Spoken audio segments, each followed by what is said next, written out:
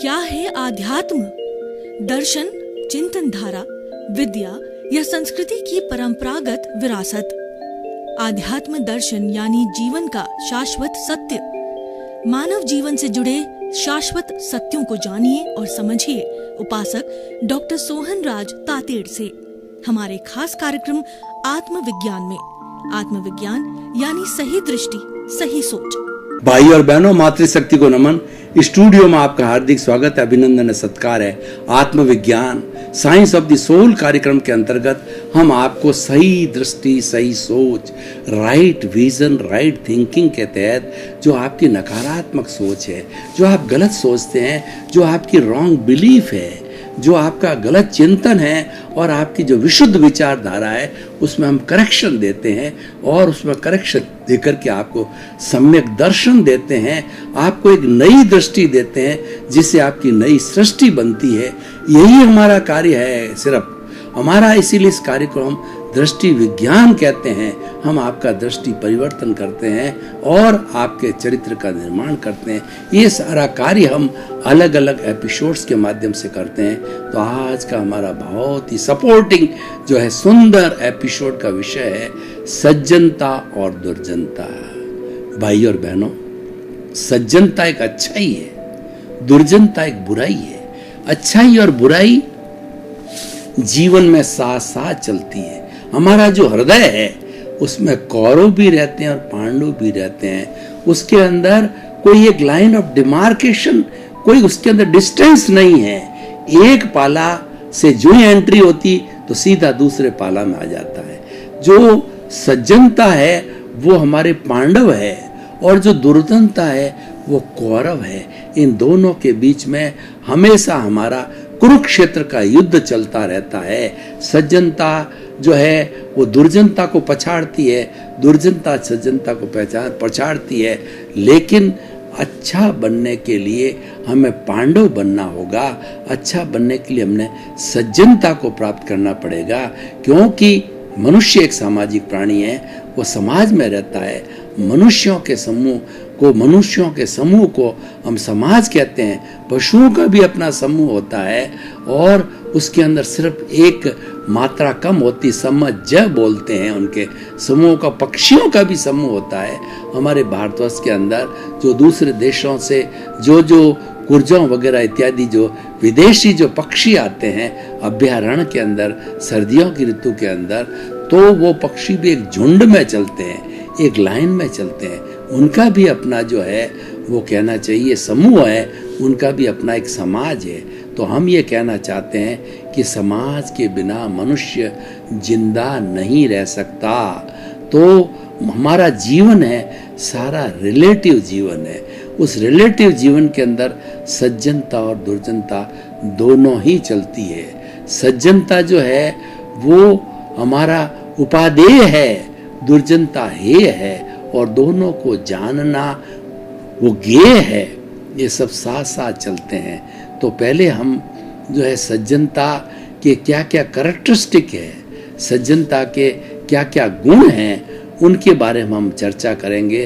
दुर्जनता के क्या क्या गुण हैं और दुर्जन व्यक्ति को हम सज्जन कैसे बनावें, उसका भी हम विश्लेषण करेंगे, ताकि हमारे समाज के अंदर सज्जनता की परसेंटेज बढ़े।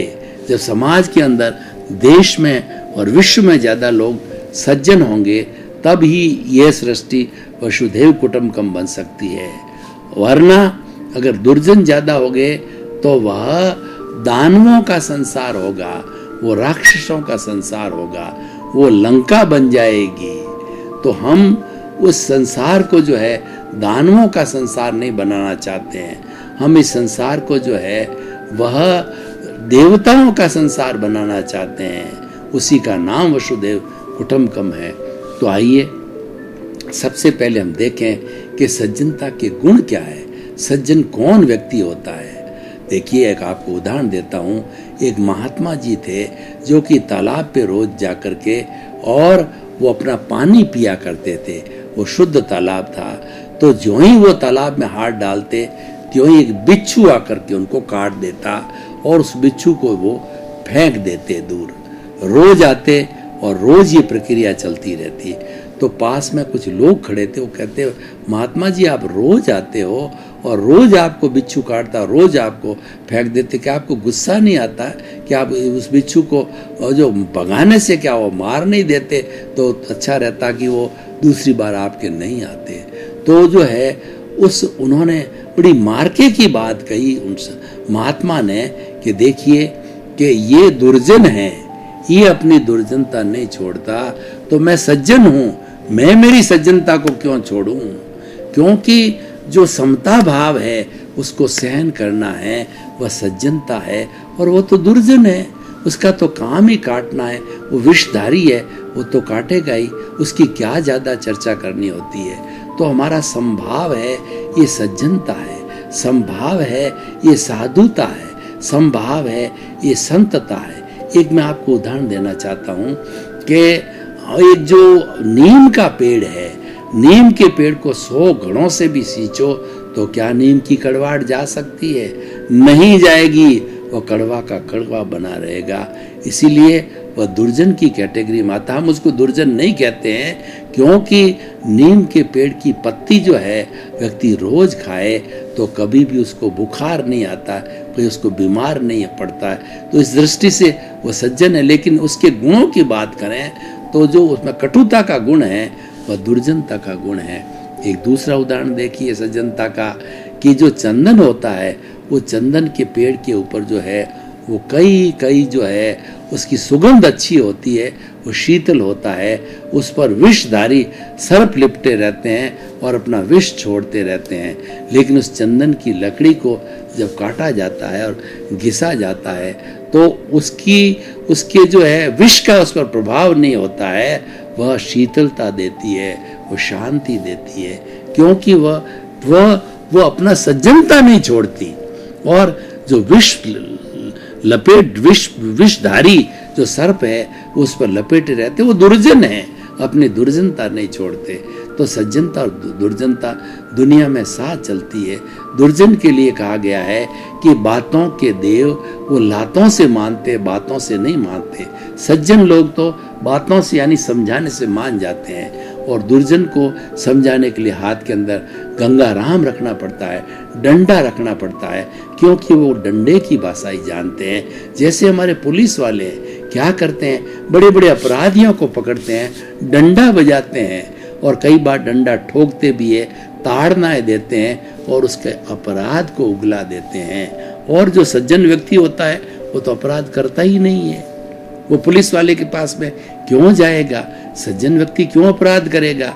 क्योंकि अपराध को ही वो सबसे बड़ा दुर्गुण मानता है और उसको अपनाना नहीं चाहता है। तो भाई और बहनों, सज्जनता और दुर्जनता, आप सज्जनता को धारिये, सज्जनता को आत्मसात कीजिए, हृदयंगम बनिए, दुर्जनता को छोड़िए। अब आप देखिए सज्जनता और दुर्जनता आती क्यों है? सज्जनता आती है संभाव से, दुर्जनता आती है राग द्वेष से। ये अच्छा, ये बुरा, ये लाइक, ये डिसलाइक, और हम लाभ और हानि है दोनों के अंदर प्रभावित हो जाते हैं। लाभ होता है तो हम फूल करके कुप्पा हो जाते हैं, हानि होता है जब हम निराश हो जाते हैं, डिप्रेशन के अंदर चले जाते हैं, और इतने डिप्रेशन में चले जाते हैं कई बार व्यक्ति कोमा की स्थिति में भी चला जाता है। तो इसीलिए अगर जो समताधारी होगा लाभ और हानि को एक सा मानेगा, क्योंकि वो मानता है कि दोनों संयोग है और हर संयोग के साथ में वियोग जुड़ा हुआ है। अगर आज मेरे को लाभ मिला है तो यह भी चला जाएगा, और कल मेरे को नुकसान मिला है तो यह भी चला जाएगा, क्योंकि वह भी अमर नहीं था, यह भी अमर नहीं है, वह भी स्थायी नहीं था, यह भी स्थायी नहीं है, चला जाएगा। लेट गो करो। ये जो लेट गो की भावना है, ये सज्जनता की भावना है, ये संभाव की भावना है। और हम जो है जितना रिएक्शन देते हैं, ये रिएक्शन है वो दुर्जनता की भावना है। कैसे दुर्जनता की भावना है और कैसे रिएक्शन होता है? किसी व्यक्ति ने हमको गाली दी, हमने 2 ठोक दी, ये दुर्जनता हो गई, और उसने वापस 2 के बदले 4 ठोकी, हमने 4 की बजाय 8 गालियां ठोक दी, नेले पे देला मार दिया, मैं कौन सा कमजोर हूँ, टिट फॉर टैट किया और ईंट का जवाब पत्थर से दिया, मैं कौन सा कम हूँ, ये जवाब दे दिया। ये दुर्जनता हो गई। और जो संभाव रखता है कि भाई इसने गाली दी, मैं क्यों स्वीकार करूं, मैं गाली को स्वीकार करूंगा तो मैं अशुद्ध हो जाऊंगा, मेरा राग द्वेष बढ़ जाएगा, मुझे स्वीकार नहीं करनी है, मध्यस्थ रहना, तटस्थ रहना है, तो वो गाली वापस चली गई। तो संभाव से हमारे नए कर्मों का बंधन नहीं हुआ और पुराने भी संभाव रहते रहते डिस्चार्ज भाव है, जब भुगत लिया जाता है तो समाप्त हो जाते हैं। तो नया भी बंध नहीं होता संभाव से और पुराना जो है खपा लिया जाता है। और जब सारे पुराने धीरे धीरे धीरे संभाव से खपा लिए जाते हैं, क्योंकि नया बंध नहीं होता है, पुराना खपता रहता है, तो पुराना जब खप जाता जन्म जन्मांतर का बर्फ की सीला की तरह जो राग द्वेष जुड़ा हुआ है, और जब खप जाता है यानी पूरा डिस्चार्ज हो जाता है, इसको कहा जाता है संपूर्ण निर्जरा। और संपूर्ण निर्जरा होने के बाद में हम शीघ्र मुक्ति की ओर चला जाते हैं और धीरे धीरे जो dissociation of the Karma from the causal body, वो जो काल निर्जरा है। भगवान ने 2 धर्म बताए, एक संवर धर्म और निर्जरा धर्म। प्राणी मात्र को दुख न देना, प्राणी मात्र को दोषी न समझना, प्राणी मात्र को कर्ता न समझना और किसी के प्रति बुरा भाव न लाना, क्योंकि भाव बिगाड़ोगे तो भाव बिगड़ेगा, भाव सुधारोगे तो भाव सुधरेगा। तो हम ऐसा करने से ये सारी संवर की अवस्थाएं हैं और संवर से हम ज्ञाता दृष्टा में चले जाते हैं। संवर से हमारे नए कर्मों का बंधन सब रुक जाता है, क्योंकि संवर प्रत्याख्यान है, ये आश्रव को रोकता है, कर्मों के बंद को रोकता है। और जब कर्मों का बंद को रोकने का द्वार हमने बंद कर दिया, तो भीतर जितना भी हमारा पड़ा है वो ज्ञाता दृष्टा भाव से हम उसको देखते जाते हैं, देखते जाते हैं, देखते जाते हैं। जो जो देखते जाते हैं, जो जो वो धुलते जाते हैं, धुलते जाते हैं, सफाई होती रहती है और हम स्वभाव में रमण करते हैं। तो स्वभाव में रमण करने से हमारा राग द्वेष धीरे धीरे जीरो हो जाता है, शून्य हो जाता है और यही हमें सिद्ध बुद्ध और मुक्त बनाता है। तो भाई और बहनों, मैं बता रहा था दुर्जनता, दुर्जनता हमारा आश्रव है, सज्जनता हमारा संवर है। तो दुर्जनता को जब हम अलग करते हैं तो निर्जरा का प्रोसेस कहलाता है, सज्जनता को हम प्राप्त करते हैं तो संवर कहलाता है। सज्जन वह होता है जो किसी को मन से, वचन से, काया से, करने से, करवाने से, अनुमोदने से किसी को दुख नहीं देता है। इसीलिए अगर हमें संवर करना हो तो हमें इस तरीके से बोलना चाहिए कि मेरे भीतर विराजमान शुद्ध आत्मा भगवान, आपकी साक्षी से मैं आपसे निवेदन करता हूँ कि मुझे ऐसी जागृति दो, मुझे ऐसी शक्ति दो कि मेरे द्वारा 84 लाख जीवा योनि प्राणियों के किसी भी प्राणी को किंचित मात्र भी दुख न हो, कष्ट न हो, दुख न हो, दुख न हो, ऐसी जागृति दो, ऐसी शक्ति दो। ऐसी शक्ति परम प्रभु जो भीतर विराजमान है उससे मांगनी चाहिए। ये संवर है, ये सज्जनता की प्रोसेस है और ये दुर्जनता को मिटाने का एक विशेष नियम है। इससे दुर्जनता मिटती जाती है। राग द्वेष दुर्जनता है, समता भाव सज्जनता है। इस चीज को समझना चाहिए और हर वक्त जो है हमें ये अभ्यास करते रहना चाहिए कि मेरी सज्जनता बढ़ रही है, दुर्जनता घट रही है, मेरा राग द्वेष घट रहा है, मेरा संभाव बढ़ रहा है। और ज्यों ज्यों संभाव बढ़ता जाएगा, एक्सट्रीमिटी पे जाएगा, तभी हम सिद्ध बुद्ध मुक्त हो जाएंगे, क्योंकि उस स्थिति के अंदर दुर्जनता मृतप्राय हो जाती है, दुर्जनता शून्य हो जाता है। कॉजल बॉडी है वह दुर्जनता है, वह पुण्य पाप का है, तो इसीलिए उसको छोड़ना है। दोनों ही जो है हमें हेय है, दोनों में से थोड़ा जिसका उपयोग पहले हम जो करते हैं, जो पुण्य का थोड़े समय उपादेय होता है, लेकिन बाद में उसको छोड़ना पड़ता है। तो इस तरीके से भाई और बहनों, हम आपको बता रहे थे कि सज्जनता और दुर्जनता एक संतुलन का फॉर्मूला है और ये इसी दोनों का जो अस्तित्व है उसी से संसार बना है। इस संसार के अंदर भगवान महावीर के समय में देखो, भगवान राम के समय में देखो, भगवान कृष्ण के समय में देखो, किसी भी महापुरुष के समय में आप देखो कि सज्जन और दुर्जन दोनों थे। आज भी सज्जन और दुर्जन दोनों हैं। हम बिल्कुल ऐसा संसार नहीं बना सकते कि वह 100% सज्जन हो, या ऐसा संसार हम कभी नहीं बना सकते कि 100% दुर्जन हो।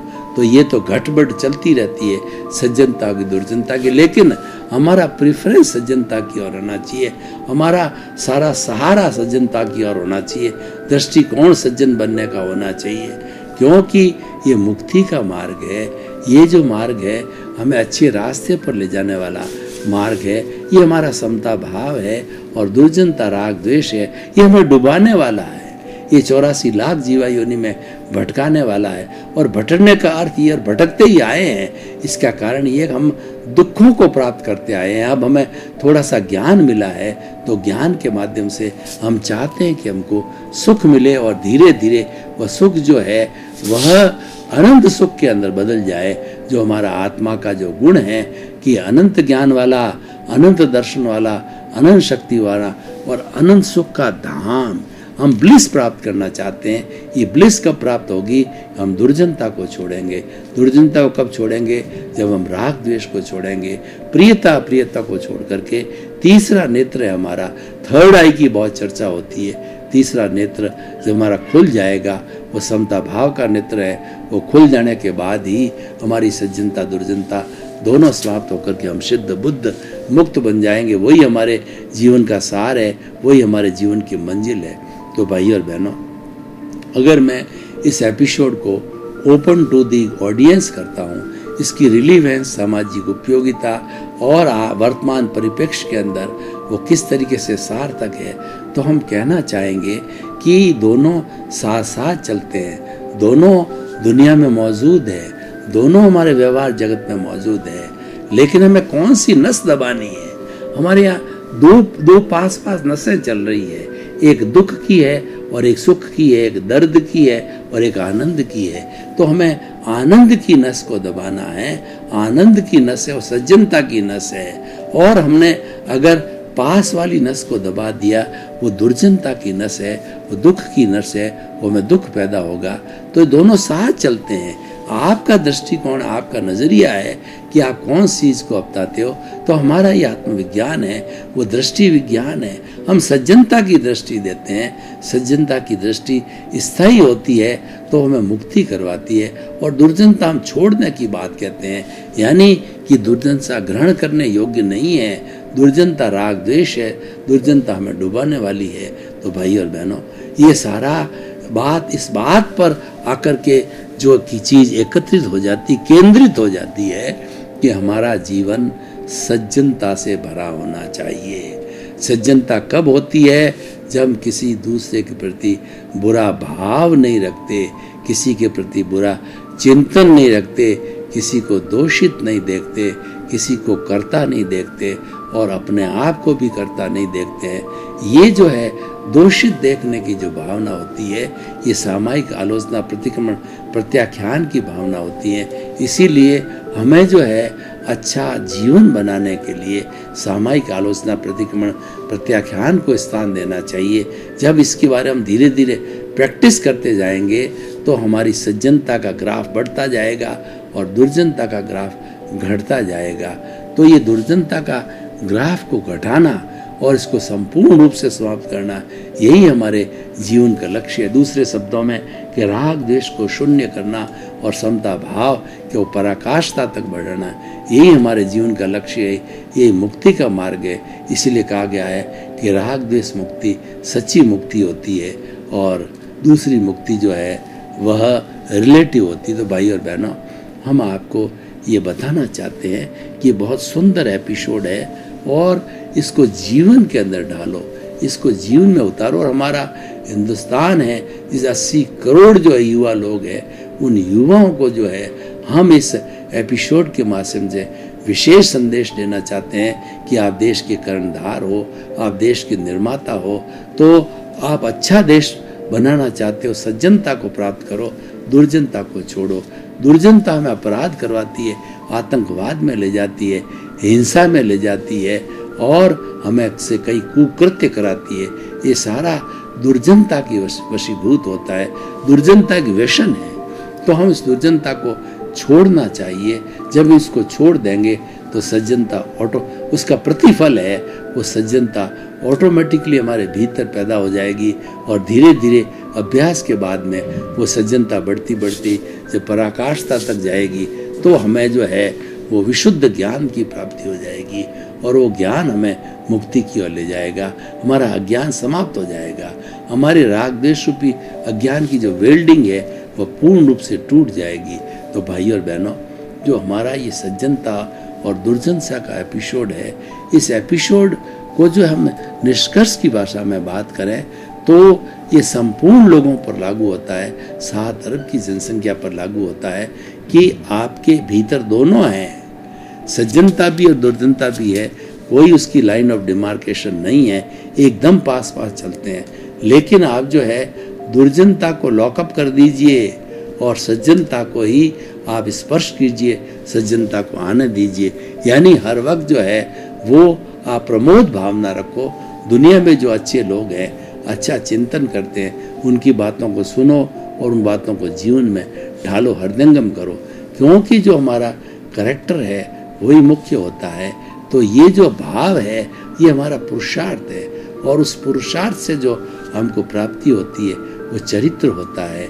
और चरित्र क्या है कि सज्जनता युक्त चरित्र होता है, वो सच्चा चरित्र होता है और वह सभी लोगों को जो है वो मोहने वाला होता है। भाई और बहनों, आपका बहुत बहुत धन्यवाद। आप हमारा आत्मविज्ञान कार्यक्रम बराबर देख रहे हो। आत्मविज्ञान कार्यक्रम की आप आत्मा हो तो हमारे पर्दे के पीछे जो मोबाइल नंबर, जो हमारा ईमेल और हमारा जो वेबसाइट है उसके अंदर आप अपने जो कुछ भी प्रश्न हैं, जो कुछ भी आपकी जिज्ञासा है आप भेज सकते हो और वो जिज्ञासा हमारे को प्राप्त होने पर समाधान हम दे पाएंगे और नए नए एपिसोड्स जो है आपकी जिज्ञासा को मद्देनजर रखते हुए हम प्रस्तुत करेंगे। आपके प्रति मंगल भावना शुभ। क्या है आध्यात्म? दर्शन, चिंतन धारा, विद्या या संस्कृति की परंपरागत विरासत। आध्यात्म दर्शन यानी जीवन का शाश्वत सत्य।